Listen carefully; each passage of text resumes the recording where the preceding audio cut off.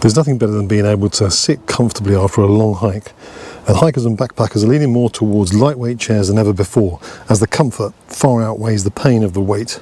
But we all want the lightest and most comfortable chair, and there are a myriad of chairs out there to choose from. So maybe you're looking for a new chair yourself, but which one is right for you? Stick to the end to find out which one I think is the best. So I've grouped together a variation of different types of chairs that range from 140 grams to 765 grams and £20 right up to 130. And the cost isn't always relative to their lightweight benefits. So going in weight order with the lightest first is the Mountainsmith Slingback chair, weighing only 140 grams and around £28 from Valiant Peak. Now, this chair is essentially a Cordura fabric strip that uses trekking poles to make it into a high back, low floor chair. The downsides are that it's a bit fiddly to set up, and you have no protection from the hard cold ground. However, you could add a foam sit mat to it for a bit more comfort and warmth. You also need to be a trekking pole user for it to work. The pros are that it is by far the lightest chair that you can get, and the pack size is absolutely tiny. Cons is there's no padding or insulation from the ground, and it can be fiddly to set up. Next up, not a chair as such, but I thought I'd throw this into the mix as an option to consider. The Robin's Geographic stool. It only weighs 345 grams and is around £20. Although not a full chair with back support, it certainly beats sitting on the rock. Pros are it's relatively comfortable for short periods of time, very lightweight, small pack size and super budget friendly. Cons, it doesn't give you any back support, which I do need, and it looks like you're having a number 2 when you're sitting on it, so not great for Instagram. In third place for weight is the trusty old Hellenox Chair Zero.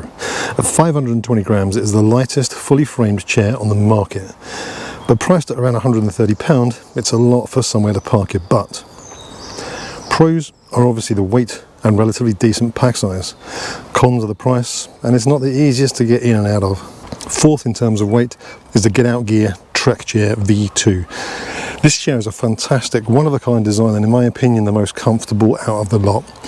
Weighing in at 600 grams and a cost of around £104, not excluding trekking poles, it certainly competes with and beats in price and comfort the Hellenox. Pros are the weight and extreme levels of comfort. Cons are, like the Mountainsmith, you need to be a trekking pole user to make it work, and you can only get it imported from the United States. Fifth in terms of weight is an odd one. I made this myself by taking the legs off a cheap chair from Amazon and creating a chair similar to the Hellenox ground chair. Mine weighs 680 grams. Obviously this will depend on how heavy the chair is that you purchase, and costs around £20, as it can be made out of any standard camping chair. I made this to be able to sit comfortably inside a tent during those long wet winter nights, and to be honest, it works really well. The pros are, it's cheap and comfortable and can be used as a lounger chair if turned the other way round. Cons, it's a little bit bulky, it's not as easy to get in and out of, but then again you're inside a tent and you have to roll to get out anyway. Next up is the Crazy Creek Power Lounger. Now they've just sent this out to me to review, and in all honesty I thought I was getting the standard model, but they've sent me the lounger version, which is larger and heavier. This comes in at 700 grams and costs around £70. It's pretty comfortable and you can adjust the back to suit your seating position, but I do find that it sticks into my leg a bit and causes a bit of discomfort. But this might just be me. It has an 8mm foam pad insulated back and base to protect you from the hard ground and also the cold, with carbon fibre poles on the outside edges to keep you upright and sturdy. The pros are it's pretty comfortable overall and you can use it inside or out of your tent. The cons are it is a huge pack size.